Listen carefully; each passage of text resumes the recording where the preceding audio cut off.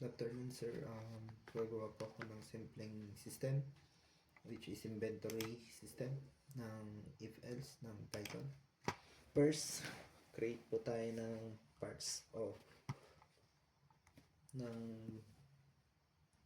ng motorcycle. Lalagay pa natin dito. Which is gagawa po tayo ng 8 na parts. Lagyan natin 8.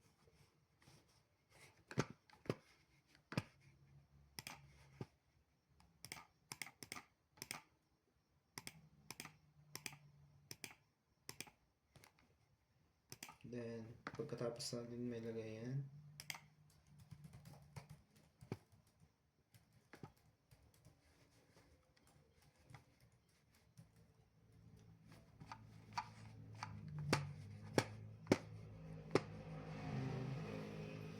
nalagay natin yung 8 na motor parts.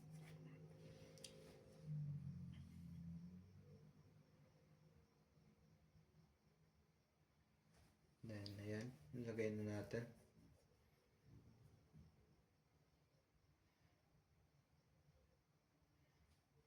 Tanggalin natin yung excess.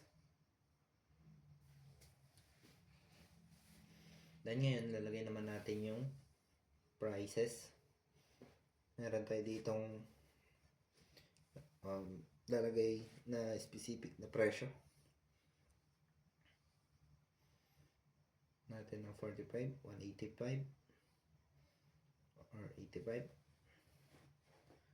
120,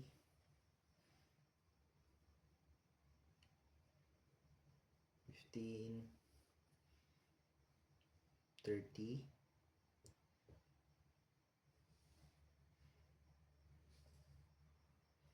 and then 180, and then 200, and then 95.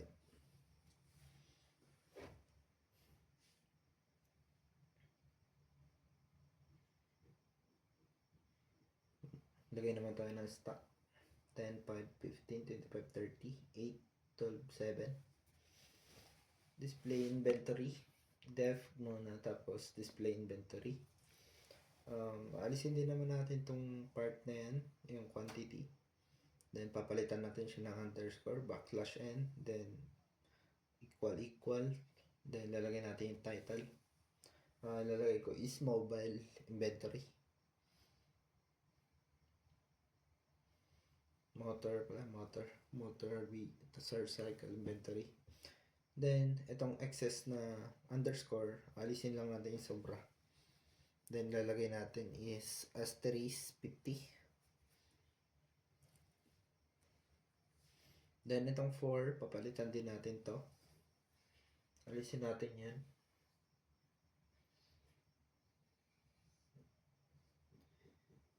Kasi hindi naman yan yung necessary na need. 4 I in range length parts. Ito kasi nagpapakita na sa mismong code ko, tinatab ko na lang kasi same naman po yung process na ginagawa ko. Then alisin natin tong greater than 15 like that, mga excess, alisin natin yung mga yan. Then natin print underscore 50 def add stock part.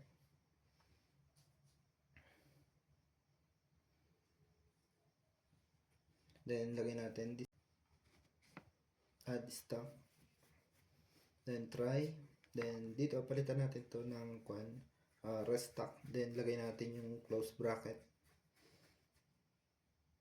then lagyan natin siya ng 1 to 8. Ito yung item kanina. Then dito nagpapakita na yung suggestion ng code. Dito is tinatab ko na lang kasi aware naman ako na same sila ng process dun sa nagpapakita sa code.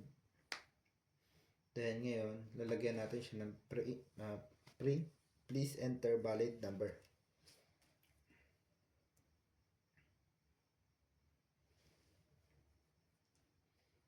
Then, pagkatapos, def main then while, dito sa while, lalagay natin yung true. Dito, lalagay natin yung mga pagkakasunod-sunod. For example, sa display, ngayon natin display inventory. Okay, ito, i-display natin kung ano yung mga nasa harapan. Display.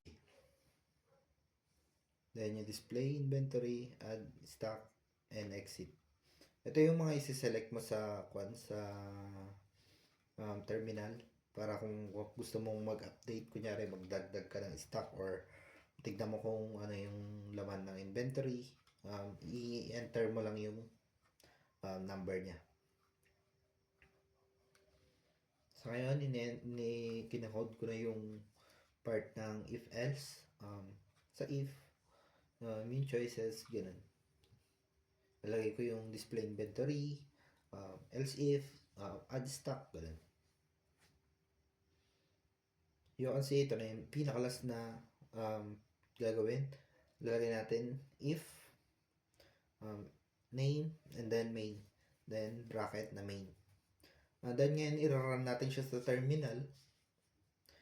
Pag nirun natin, ito ang magpapakita. Display inventory, add stock, and exit. Ito, mamimili ka lang kung anong gusto mo. Dito, makikita nyo na lahat ng naka-display na stocks.